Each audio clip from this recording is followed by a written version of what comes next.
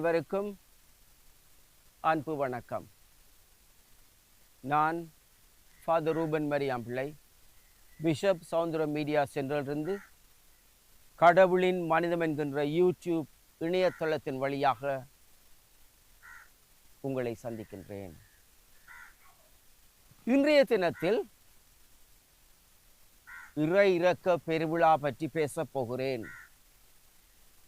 இறை இரக்க பெருவிழாவுடைய பின்னணி என்ன, அதன் அப்போஸ்தலர் பவுஸ்தீனாவை பற்றிய விடயம் என்ன, அதனை உருவாக்கிய அல்லது அதற்கு வழிகாட்டி துணை நின்ற மறைந்த திருத்தந்தை தற்போதைய புனிதர் 2ஆம் ஜான் பால் என்பவருடைய கதை என்ன, இந்த இறை இரக்க படம் தருகின்ற செய்தி என்ன.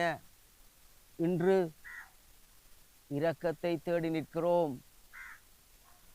யுத்தம் நடைபெறுகிறது வளைகுடாவில், அங்கு இறைவனுடைய இரக்கம் பேசப்பட வேண்டும் என்பதையும் திருத்தந்தை 14ஆம் லியோ அவர்கள் சொன்ன ஒரு முக்கிய குறிப்பையும் நான் இங்கு சொல்லுவேன். இறை இரக்க பக்தி அண்மை காலங்களில் மிக வேகமாக வளர்ந்த ஒரு பக்தி. ஆரம்பத்தில் இதனை வளர்ப்பதற்காக பலர் உழைத்தார்கள். எனக்கு ஒரு ஞாபகம் வருகிறது. புனித வளன் கத்தோலிக்க அச்சகத்தில், கேத்தலிக் பிரஸ், நான் பணியாற்றிய காலத்தில் அங்கு இந்த இறப்பிற்காக யாராவது புத்தகங்கள் அடிக்க வருகிறார்கள். உங்களுக்கு தெரியும், இறப்பிற்கு சில புத்தகங்களில் தங்களுடைய இறந்தவருடைய படங்களை வைத்து அடித்து பக்தி மேய்ச்சி புத்தகங்களை கொடுப்பார்கள். அப்போது நான் அவர்களுக்கு சொன்னது, நீங்கள் இறை இரக்க புத்தகத்தை வாங்கி அதில் உங்களுடைய இறந்தவருடைய படத்தை வைத்து அடித்து கொடுப்பீர்களாயிருந்தால், நீங்கள் அச்சு செய்கிற பணத்தை நான் இலவசமாக, அச்சு செய்ய வேண்டிய பணிக்காக நீங்கள் தர வேண்டிய பணத்தை நான் வாங்காமலே விட்டு விடுவேன் என்று சொன்னேன். ஏனென்று சொன்னால், இறை இரக்க பக்தி வளர வேண்டும் என்பதற்காக. உண்மையில் இறை இரக்க பக்தி யாழ்ப்பாணத்தில் உருவானது, வேகமாக வளர்ந்திருக்கிறது, பல இடங்களில் பரவப்பட்டிருக்கிறது. அது பற்றி நாங்கள் இன்று பேசுவோம். ஏப்ரல் மாதம் 5ஆம் திகதி நாங்கள் ஈஸ்டர் பெருவிழாவை இந்த ஆண்டு கொண்டாடினோம். அதன் பின்னர் ஒரு வாரத்தின் பின்னர் ஏப்ரல் மாதம் 12ஆம் தேதி இறை இரக்க பெருவிழாவை நாங்கள் கொண்டாடுகிறோம். இந்த இறை இரக்க பெருவிழாவை பற்றி நான் சொல்லுகிற போது, இன்று திருத்தந்தை 14ஆம் லியோ அவர்கள் சொன்ன ஒரு விடயத்தை கட்டாயம் சொல்ல வேண்டும். இன்று வளைகுடாவில் யுத்தம் நடைபெறுகிறது. உங்களுக்கு தெரியும், ஈரான், இஸ்ரேல், அமெரிக்கா என்ற 3 நாடுகளுக்கும் இடையில் யுத்தம் நடைபெறுகிறது. அது முழு உலகத்தையும் ஆபத்திலும், பொருளாதார இடிபாட்டிலும், பல கஷ்டங்கள் நடுவிலும் கொண்டு வந்து நிறுத்தி இருக்கிறது.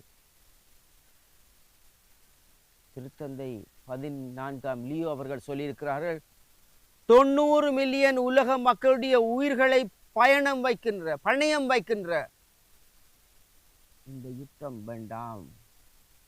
உலகில் இருக்கின்ற 140 கோடி கத்தோலிக்க மக்களுக்கு நான் அழைப்பு விடுகிறேன். ஒன்று சேருங்கள், இந்த யுத்தத்திற்கு எதிராக ஒன்று சேருங்கள். இந்த 90 மில்லியன் மக்களுடைய உயிர்களை காப்பாற்ற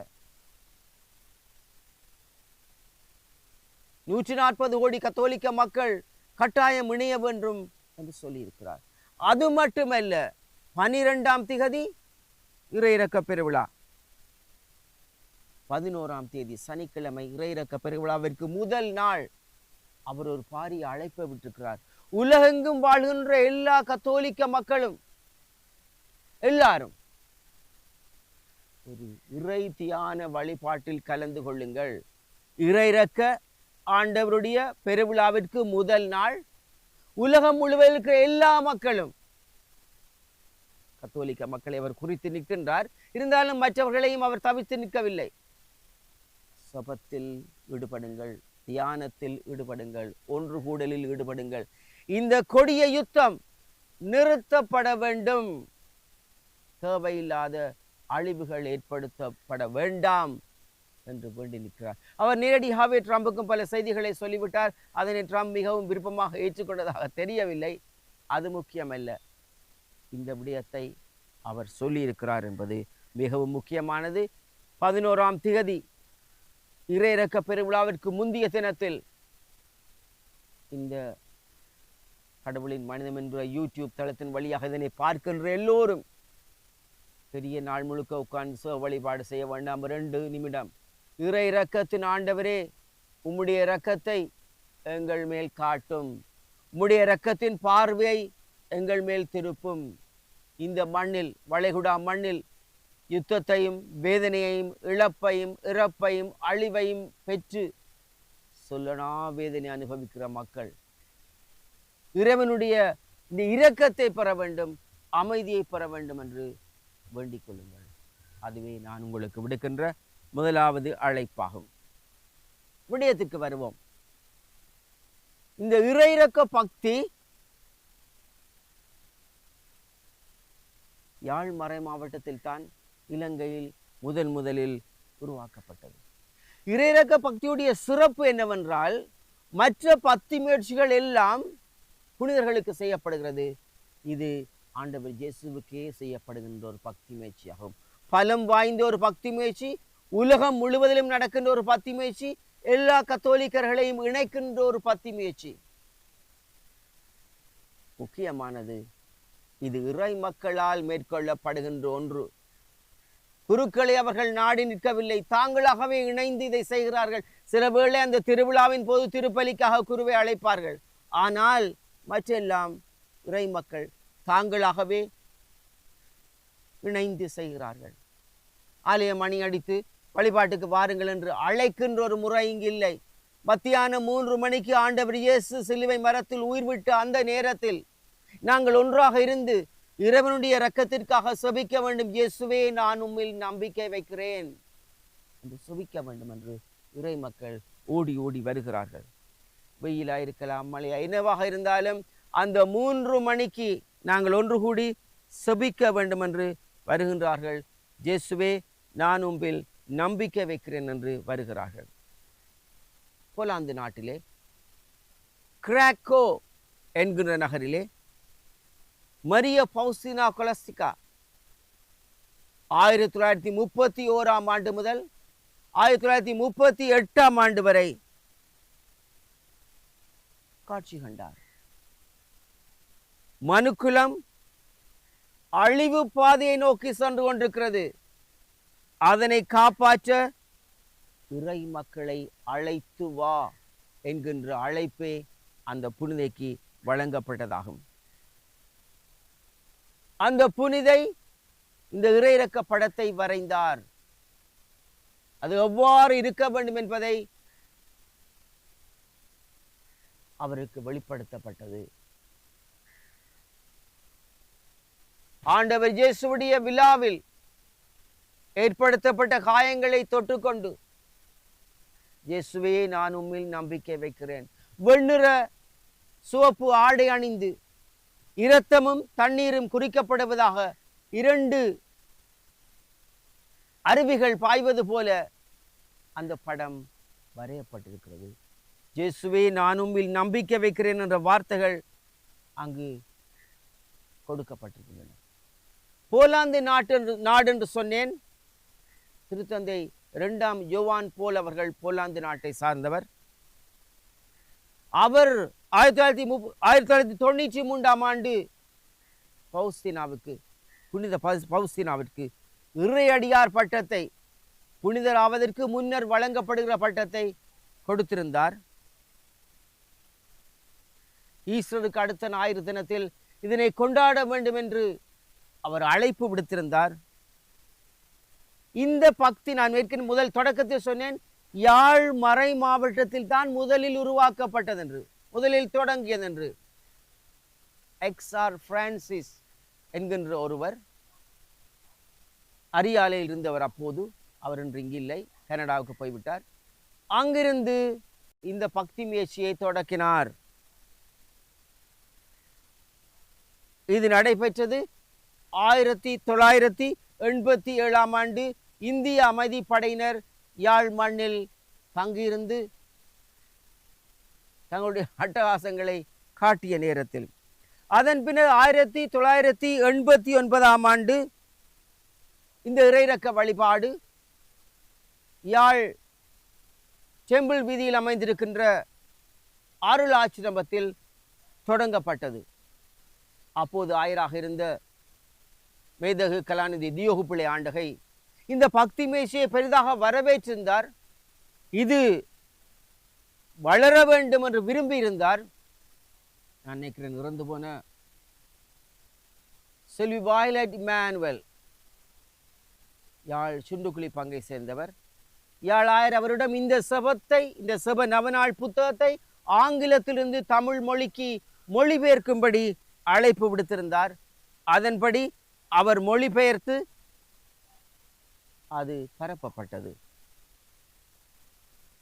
மன்னாரில் ஆர் ஜோசப் ஆண்டகையும் திருமலை மட்டுநகரில் கிங்ஸ்லி சுவாம்பிள்ளை ஆண்டகையும் இருந்தார்கள். அவர்கள் கூட இந்த பக்தி முயற்சியை யாழ்ப்பாணத்திலிருந்து இலங்கை முழுவதும் பரப்ப வழி செய்தார்கள். 1991 ஆண்டு ரெஜினால்ட் லூசியன் அமதி அடிகளார் புதுச்சேட்டு தெரு கொழும்பு 13 அமைந்திருக்கிற ஆலயத்தில் இந்த பக்தி முயற்சியை பரப்ப வழி செய்தார். இதன் பின்னர் கொழும்பு புனித லூசியஸ் பேராலயம், ஜிந்துப்புட்டி வேளாங்கண்ணி ஆலயம் என்ற இடங்களுக்கு பரப்பப்பட்டது. எக்ஸ்ஆர் பிரான்சிஸ் அவர்கள் தங்களுடைய குடும்பத்தோடு கனடாவிற்கு செல்ல வேண்டிய ஒரு சந்தர்ப்பம் ஏற்பட்ட போது மரியதாஸ் சிவப்பிரகாசம் என்பவரிடம் இந்த பணி கொடுக்கப்பட்டது. அவர் அதன் பின்னர் கொழும்பின் பல இடங்களிலும், மலையகத்தின் பல இடங்களிலும், காலி மறை மாவட்டத்திலும் இந்த பக்தியை பரப்பினார். அதன் வழியாக இந்த பக்தி வளரத் தொடங்கியது. 1993 ஆண்டு பரந்தனில் ஏஎஃப் பெனட் அடிகளார் பணியாற்றிய காலத்தில், வட்டக்கட்சியில் ஞானரட்னம் அடிகளார் பணியாற்றிய காலத்தில் இருவரும் இணைந்து அப்போதைய ஆயர் தாமஸ் சௌந்தரராம ஆண்டகருடைய அனுமதியுடன் இந்த பக்தியை இன்னும் கூட வளர்த்தார்கள். அது மட்டுமல்ல, முக்கியமான விடயம், அல்போன்ஸ் லிகோரி என்பவர் தந்த காணியில் ஒரு சிறிய கொட்டிலாக பிரபந்தனாரில் இறையிறக்க ஆலயத்தை தொடங்கினார்கள். அதன் பின்னர் 2005 ஆண்டு ஸ்ரீ ரவிராஜ் அடிகளார் அங்கிருக்கின்ற உதவி அரசாங்க அதிபருடைய அனுமதியுடன் காணியை பெற்று 2006 ஆண்டு அடிக்கல் நாட்டி பிரபந்தனாறு ஆலயத்தை ஆரம்பித்தார். 2016 ஆண்டில் அங்கு பணியாற்றிய ஸ்டீஃபன் அடிகளார் தன்னுடைய கடின உழைப்பின் காரணமாக 2017 ஆண்டு ஒரு மலரும் வெளியிட்டு இந்த இறையிறக்க ஆலயத்தை தொடக்கி வைத்தார். இதனால் இறையிறக்க பக்தி இன்று பரவி வளர்ந்து வருகிறது. தற்போது பார்க்கிற போது சில வேளை சற்று சோர்ந்து விட்டதோ, இறையிறக்க பக்திக்கு ஆட்கள் அதிகம் வருவதில்லையோ என்ற ஒரு எண்ணப்பாடு இருக்கிறது. நெடுகவுமே அவ்வாறான வேக பாதையில் செல்ல முடியாது. இருந்தாலும் எத்தனையோ பேர் இறை இறக்கத்தில் பக்தி வைத்திருக்கிறார்கள். தனிப்பட தங்களுடைய வீடுகளில் இந்த நவநாட்களை செய்கிறார்கள். இயன்றவரை குழுக்களாக இணைந்தும் இந்த வழிபாடுகளை செய்கிறார்கள். இறைவனுடைய இரக்கம் எங்களுக்கு தேவை. எங்களுடைய தனிப்பட்ட வாழ்வில், எங்களுடைய குடும்ப வாழ்வில், நாங்கள் வாழுகிற ஊர்களில், எங்களுடைய இலங்கை மண்ணில் இந்த இறை இரக்கம் தேவை. திருத்தந்தை 14 லியோ அவர்கள் சொன்ன விடயத்தை திருப்பி வருகிறேன். 90 மில்லியன் மக்களுடைய உயிரை பணயம் வைக்கின்ற இந்த போருக்கு எதிராக 140 கோடி கத்தோலிக்க மக்கள் இணைய வேண்டும், இறைவனிடம் செபிக்க வேண்டும், இறை பக்தி வேண்ட வேண்டும் என்று இறையிறக்க திருவிழா இந்த மாதம் 12ஆம் தேதிக்கு முதல் நாள் 11ஆம் தேதி செபிக்கும்படி அழைப்பு விடுக்கின்றார். போர் என்றால் என்ன என்று எங்களுக்கு தெரியும். அதன் எல்லா விதமான அனுபவங்களையும் படிப்படியாக அனுபவித்தவர்கள் நாங்கள்.